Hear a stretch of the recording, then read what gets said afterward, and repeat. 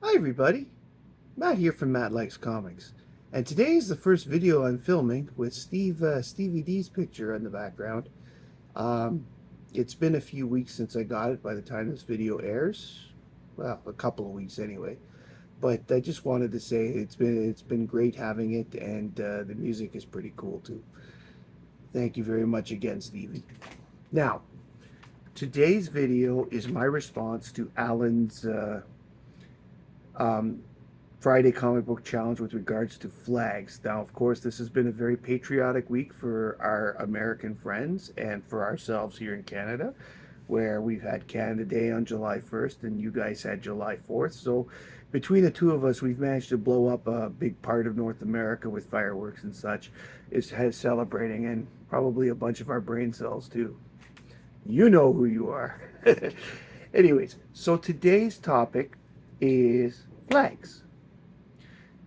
I picked out 11 books. The reason is because two of them technically aren't flags, but they are national symbols, and therefore I want to have them as part of this challenge because I really like both covers, and I think you'll like them too. I'm going to start with those two. This one is Outsiders 10, which has the People's Heroes on it.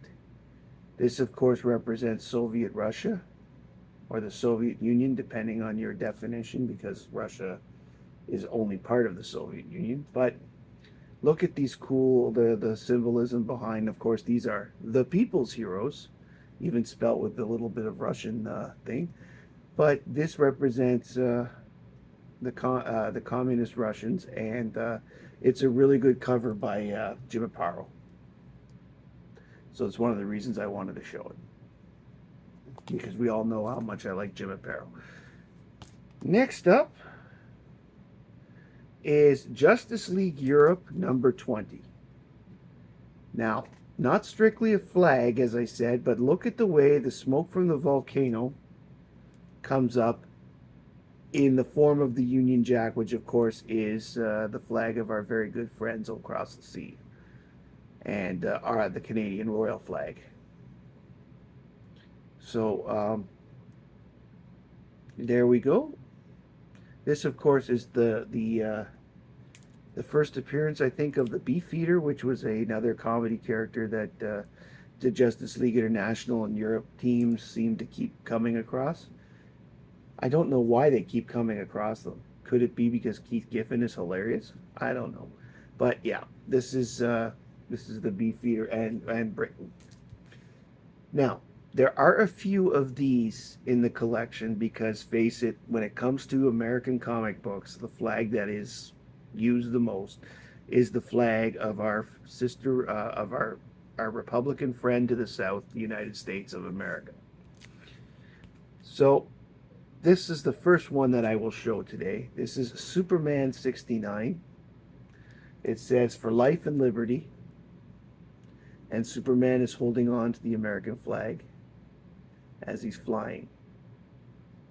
It's reminiscent of the scene in Superman 2 when he's returning the top of the White House and the top of the Congress to in Washington, with the flag flying from the top of the Congress after it was destroyed in the by Zod and company.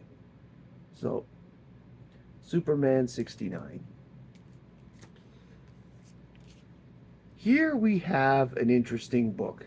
The flag is not of an earthen nature. This is Adventure Comics 333, and Superboy is carrying the flag of Krypton. In this issue, there is a war going on Earth between Kryptonians and I don't remember what they're called, but they're the They end up becoming the ancestors of Lori Lamaris's people. Oh my God! And they have to go in the water because Xenon is bad. That I remember about the story. Vrun, that's it. They're from the Vrunn, Vrun. So this is Adventure Comics 333 with a really cool cover of Superboy carrying the Kryptonian flag.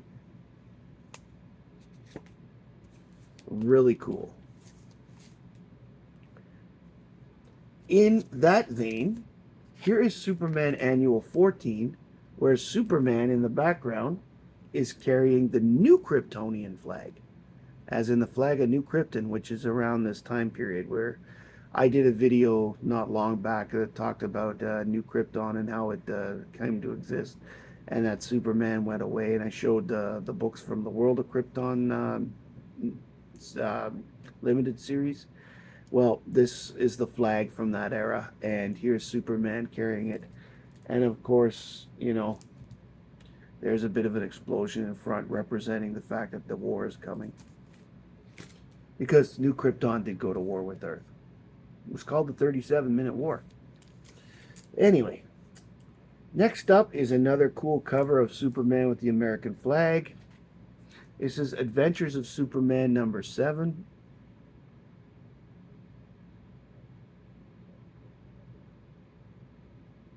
The annual, that is. It's another cool shot of Superman character. Because if there's one thing that there's a lot of over the years, starting all the way back with Superman 14 and other things, you know, is Superman with the American flag. And this is the last one from that vein that I'm going to show. This is Superman 53, which says Truth, Justice, and the American Way in the back, and Superman saluting the flag in the front. This is cool because it's the story of Agent Liberty. If you haven't read it, read it. It's pretty awesome. And this era came out this is a 1991 book, so it came out just before the Triangle era starts. I think that the Triangle era starts at the beginning of 92, late 91, so keeping track of what orders those books are were a little harder. Next up is probably the biggest flag of anything I've got. A tribute to Iwo Jima. This is Justice League of America 1. And here you have the heroes of Justice League America, Catwoman, Simon Baz, Vibe, and Green Arrow, raising the American flag in tribute to the 6 Marines that did it in the true time in Iwo Jima. That has always been an iconic photograph, and that photograph here has made an iconic cover. Justice League of America number 1. This is from the New 52 era. The next two are connected. There was this storyline in Justice Society of America from the 2007 story where the Justice League went back in time and fought a Third Reich group. And what they did with these two covers was they flipped them. Here, with 36, they have the Third Reich's flag in front of, with the American heroes in front, calling War and Remembrance. And this is cool because if you've ever heard of a person an author by the name of Herman Wouk, you would know that he did a double book series. One is called War and Remembrance.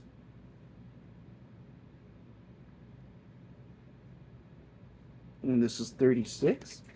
And this is issue 37, which has the Nazis in front of the American flag. And this one is called The Winds of War, which is the other book from this series.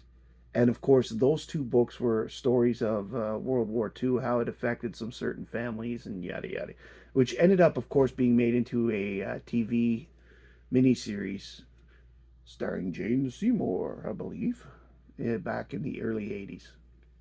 I've read the books. They're fantastic books. Justice Society of America 37. But these books, too, are great. Now, I've shown 10 books, but I said I was going to show 11. I saved this for last for one simple reason.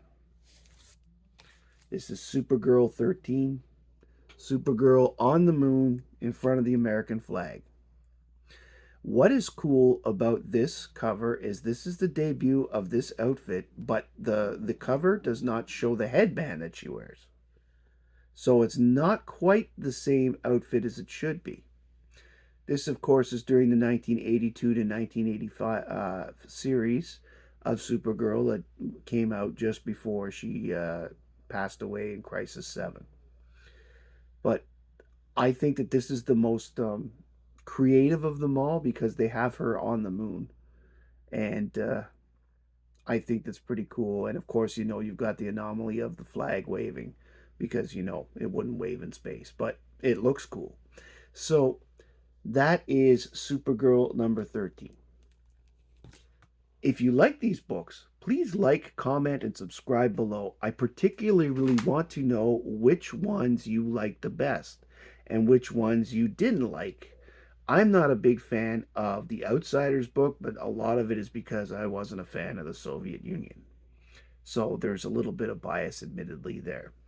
However, that was from because I grew up. I was a kid in the 70s and a teenager in the 80s, and all I heard was "Kami, Kami, Kami, Kami, Kami, Kami." Anyway, that was neither here nor there. Thank you very much for joining me today. Please like, comment, and subscribe below. I know I just said that, but I always repeat myself. That's what my wife says. So, thank you very much for joining us today. I hope you enjoyed yourself. My name is Matt.